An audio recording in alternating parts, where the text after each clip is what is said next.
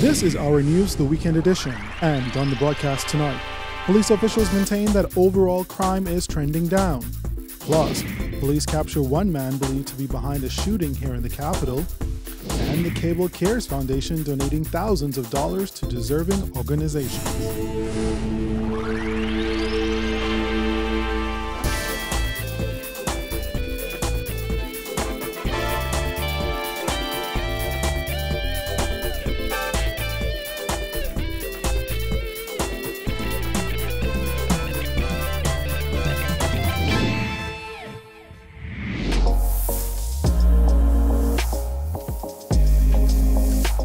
Our news is brought to you by Alive. Good evening, I'm Andrew Knowles, and thanks so much for joining us. Deputy Commissioner of Police Emric Seymour given statistics recently revealing that major crime categories continue to trend downward. Seymour is insisting the trend is a direct result of the policies and plans put in place by the Commissioner of Police. Our Jasmine Brown reports. According to Seymour, not only murders are down. We've seen a reduction in not only murders, but quite a number of our crime stats is an indication that the mechanism that was put in place is in fact working.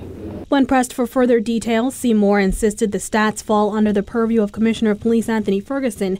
He said Commissioner Ferguson will release the new crime statistics at the beginning of the year. At the beginning of the year, when the Commissioner of Police is mandated to ensure that he put in place a mechanism which called the Commissioner Policing Plan for the year, which speaks to how we intend to go about fighting crime and its vices here in the Bahamas. And so, for the most part, the mechanism that we've employed under the direction of the Commissioner of Police would have been put in place. But here's what we do know.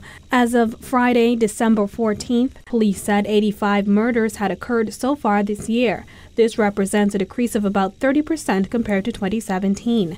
And on December 5th, Police Press Liaison Officer Superintendent Shanta Knowles said at the time, armed robberies decreased by 14% compared to the same time period last year. While he was tight-lipped on the stats, he was adamant that the Commissioner's policing plan was behind the positive results.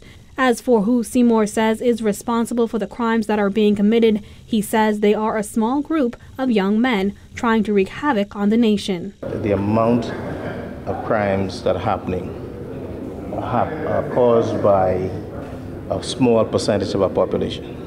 And so the vast majority of behaving people are determined not to cause these elements of criminality to wreak havoc on the wider community. And so in partnership with us, all the programs that we will put in place in partnership with members of the public, we will continue to see a decrease in the elements of criminality. Reporting for our news, I'm Jasmine Brown. All right, thanks a lot, Jasmine. Meantime, police have one man in custody following a shooting yesterday. The incident took place on Australia Avenue. That's in Elizabeth Estates around 4 p.m. Police say a group of men were standing in a yard when two men approached them with a firearm and shot one of them before they fled on foot. Paramedics were called to the scene and took the injured man to the hospital, where at last report he is listed in stable condition. A short while later, police took a 26-year-old man into custody for questioning in connection to this incident. Investigations continue. One man wanted by police for questioning in connection with the country's latest homicide was arrested early this morning. Officers of the South Central Division, while acting on information along with flying squad officers, proceeded to an abandoned building on 1st Street, Coconut Grove. That's where they recovered a 9mm pistol with 8 rounds of ammunition and arrested the suspect. But police are refuting claims or reports circulating on social media of an armed robbery at Wendy's on Mackey Street earlier this morning. The post alleged that the popular eatery was robbed by 5 armed masked men who, while exiting the establishment, also took the customers' cell phones. However, police released a statement earlier this afternoon to dispel the rumor, noting that it had not received any report of a robbery and confirmed with management of Wendy's that the incident never occurred. Now, members of the public are being advised to refrain from posting such reports without confirming with the police. And we will take our first break here, but still ahead tonight. 5 organizations, the latest recipients to receive the donations from the Cable Cares Foundation. And we'll tell you all about it when our news returns.